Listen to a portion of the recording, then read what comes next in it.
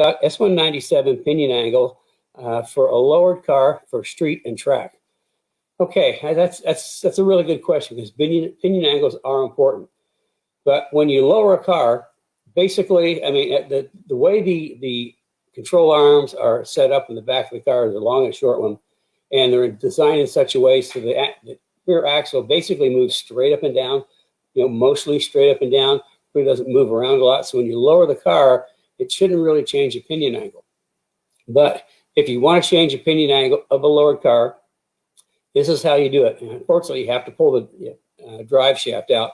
That's the only way to do it right. The first thing you do is you check the angle of the motor. And if you've got an angle gauge, typically if the drive shaft's out, you go right on the butt end of the output shaft of the transmission and check and see what the angle is. Typically, that's about 2.5 degrees downward, even 3 degrees downward. So if the engine angle is downward, then your pinion angle needs to be upwards. So you do the same thing. You put your angle gauge on the pinion, on the front of the pinion, and that should be opposite. If you're 2 degrees down at the engine, the axle should be 2 degrees up. So what you're looking for is kind of a zigzag. If you had them both perfectly level, then you get kind of a jump rope thing. If they're both put in the same way, you get jump rope. So to keep from getting a jump rope and massive vibrations, you just stagger them. I mean, that's the way they're engineered. So 2 degrees up, 2 degrees down, or 2 degrees down, 2 degrees up, or 3 degrees down, 3 degrees up. So it's easy to check.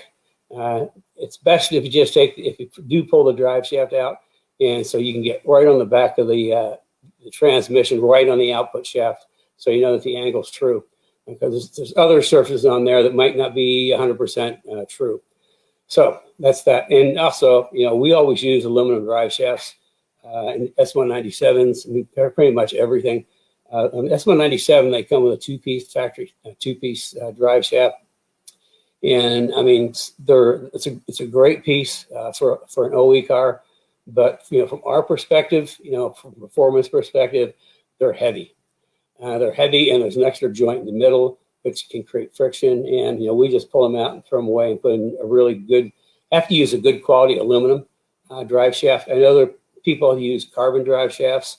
I haven't been a fan of those, although because we've had problems in the past, but I'm sure that they've made big improvements on carbon drive shafts in the last, say, 5 years or so. But I think Paul a long time ago had a carbon drive shaft, and it didn't break. It exploded, and the biggest piece was about that big. I mean, it just vaporized.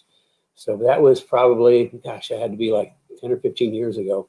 So I'm sure the carbon ones are better now. But either way, carbon or aluminum, it takes a lot of rotating mass out, which let the car rev freer. So pinion angle, aluminum drive shaft, and if you do aluminum drive shaft, it's really important that you get the pinion angle right, because you don't want the whole idea of that double drive shaft is reduce the vibration because the drive shaft's so long. So if that's gone, you got one piece drive shaft, you really need to make sure you got your pinion angle right.